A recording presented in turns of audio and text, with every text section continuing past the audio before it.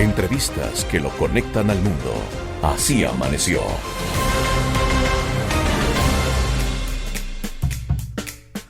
Casi al tiempo que nosotros empezamos con este programa, ya hace más de 3 años, empezó un podcast que me fascinó. ¿Y por qué me fascinaba? O me fascina hasta el día de hoy, porque sus invitados tienen mucha relación con lo que a veces hacemos aquí en los temas internacionales, Córdoba y amigos oyentes. Estoy hablándoles del podcast del Washington Post, un podcast que habían diferentes temas, habían hasta recetas de cocina después de los noticiosos. Y era algo divertido porque lo hacían 3 personajes que se complementaban muy bien. Pero desgraciadamente, y se lo vamos a preguntar por qué, aunque nos lo imaginamos, el último día del año laborable de diciembre, el podcast dijo adiós, y es el podcast del Washington Post en español. Y para saber qué pasó y qué va a pasar, sobre todo, hemos llamado a su director, al director de este podcast, que ha trabajado en televisión, trabaja en radio, prensa, ha escrito en Semana, escribe en Semana. Bueno, es un periodista de esos completos que yo sigo en Colombia y que aparte de eso, él es el director de Voces RCN, uno de los programas en la tarde de opinión. Estamos hablando del periodista colombiano de 61 años, Juan Carlos Irragorri. Juan Carlos, buenos días. ¿Qué pasó con el Washington Post Podcast? Bueno, buenos días y gracias por invitarme en primer lugar a este programa tan importante del universo. Pues la verdad es que no lo sabemos muy bien. El asunto es el siguiente. Hace 3 años el Washington Post puso en marcha un podcast en español. Era su primer proyecto desde la sala de redacción en español. Primer proyecto en más de siglo y medio que tiene el Post.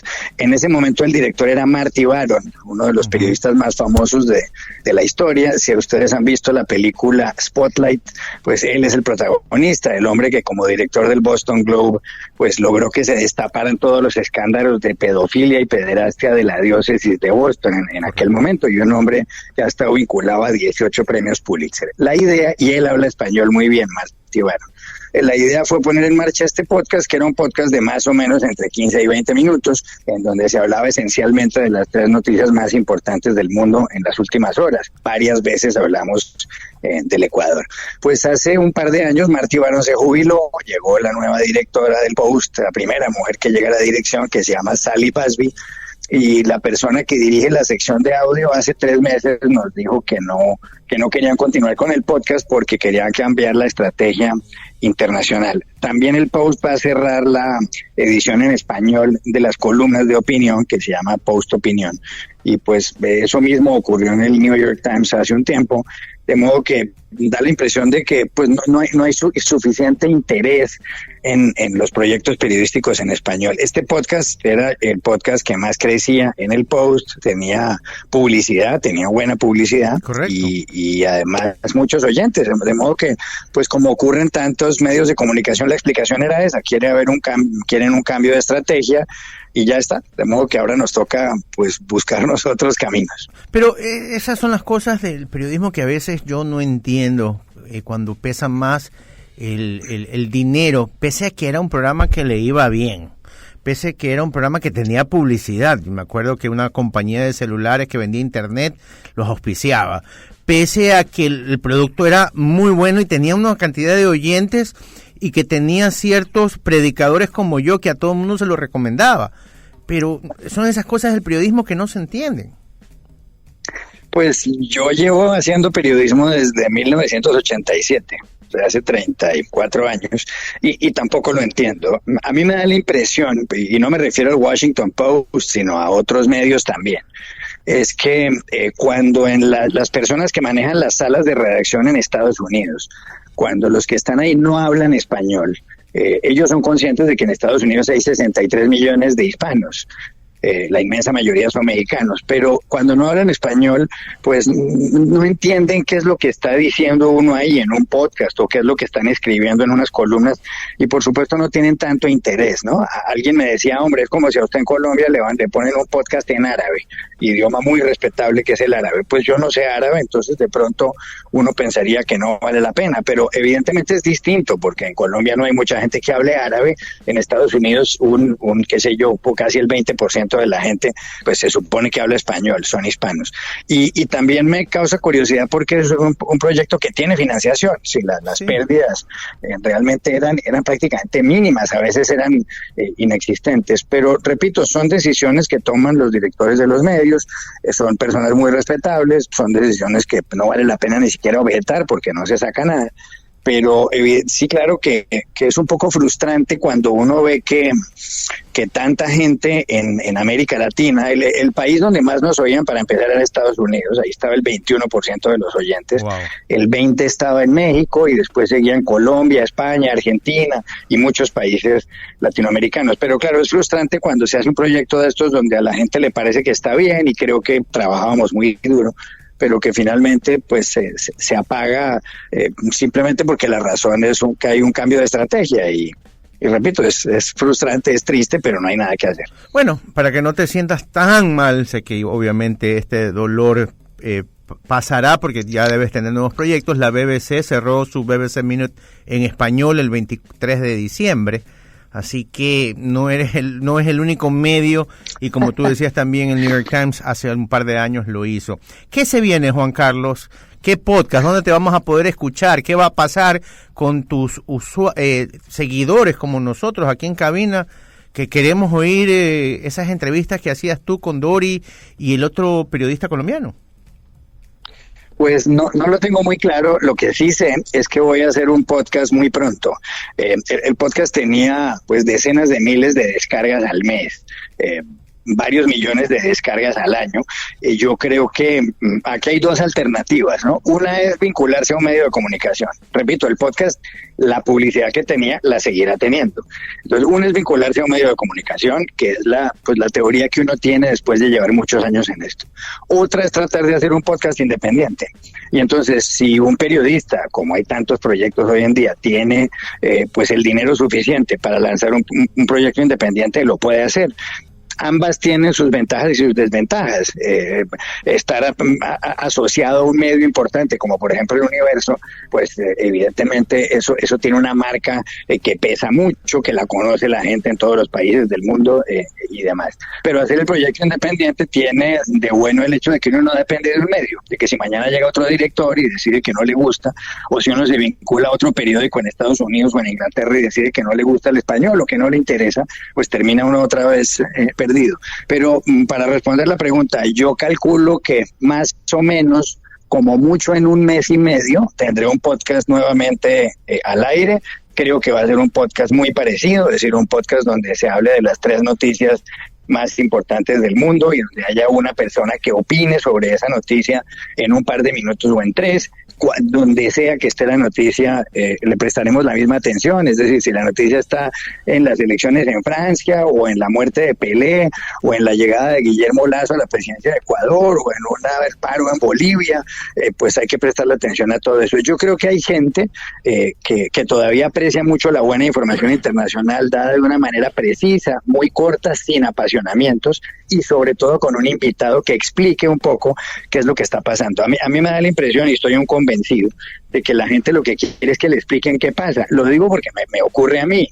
O sea, para mí el podcast es como ir a una universidad todos los días. Yo soy el primero que tiene que entender qué es lo que está pasando en el Donbass, en el este de Ucrania, para poderlo contar.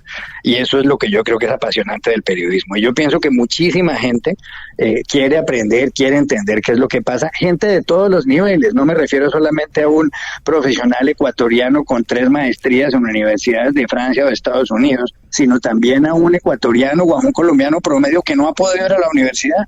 Entonces la idea es tratar de que los dos lo puedan entender. Yo creo que ahí está el reto para un podcast como estos. Pero para sintetizar la respuesta, yo creo que en unas 8 semanas tendré un podcast andando y por ahí me podrán encontrar.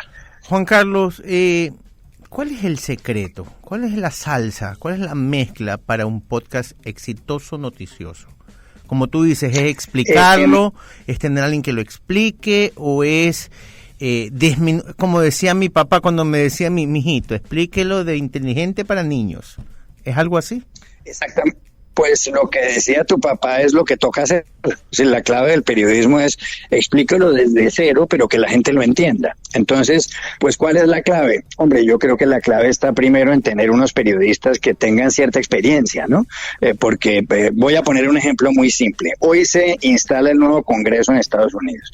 En Estados Unidos hay Senado y Cámara de Representantes. Correcto. El presidente del Congreso es lo que en inglés se llama Speaker of the House. Pues mucha gente como speaker también quiere decir portavoz o vocero. Muchos periodistas que hablan español, al traducir el cargo dicen el portavoz de la Cámara de Representantes. Y está equivocado porque el cargo es presidente de la Cámara de Representantes. Bien, eso que parece tonto, pues no lo es tanto. ¿Y quiénes se dan cuenta de eso? Esencialmente los que conocen bien la política de Estados Unidos, o los que han sido corresponsales en Washington, o los que sin haber estado en Washington siguen desde Guayaquil con mucha atención lo que pasa en Estados Unidos. Entonces, entender ese tipo de cosas yo creo que es esencial para un periodista. La segunda cuestión es contarlo de la manera más sencilla, como decía tu papá. Es decir, mire, cuénteme el cuento desde cero, yo no entiendo nada, explíqueme eso qué es, explíqueme, si me va a hablar de Lula, pues cuénteme que ese es el país donde hay 215 millones de habitantes, muchos más que en Colombia, 12 veces los que hay en España, y que es el quinto país más grande del mundo, y explíqueme quién es Lula, cuántos años tiene, por qué llegó ahí, a quién le ganó. Y luego yo creo que la otra clave de contar esto sin apasionamientos, tratando de no tomar partido, evidentemente, es tener un invitado que es una persona seria y que lo cuente bien. Cuando yo llamaba a los invitados al podcast y yo los entrevisté a todos, es decir, no sé, hablé con 2,000 personas y normalmente les decía, mire, quiero que me cuente, que me dé una respuesta de 2 minutos y medio. O sea, lo que usted me va a dar ahí es una pincelada.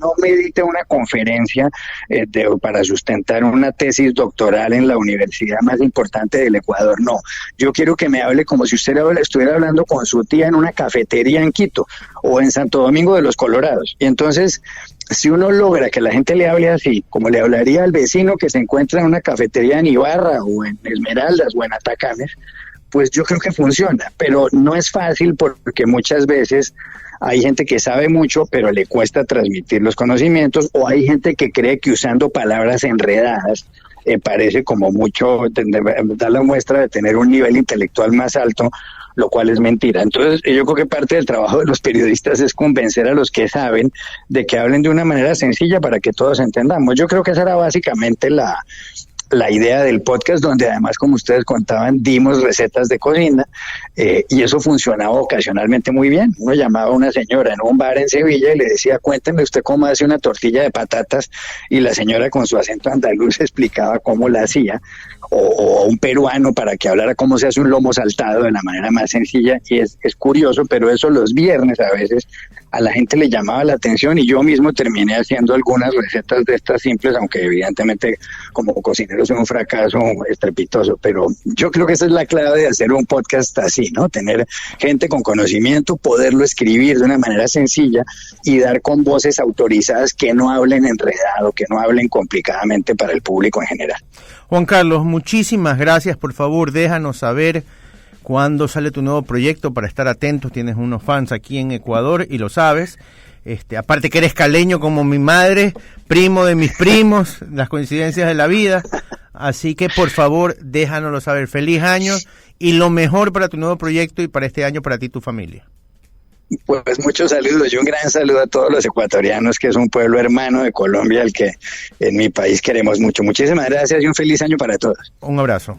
Era Juan Carlos Iragorri, él es periodista colombiano que presentaba el podcast en español de The Washington Post y aparte de eso dirige un programa en todas las tardes en RCN Radio que se llama Voces RCN.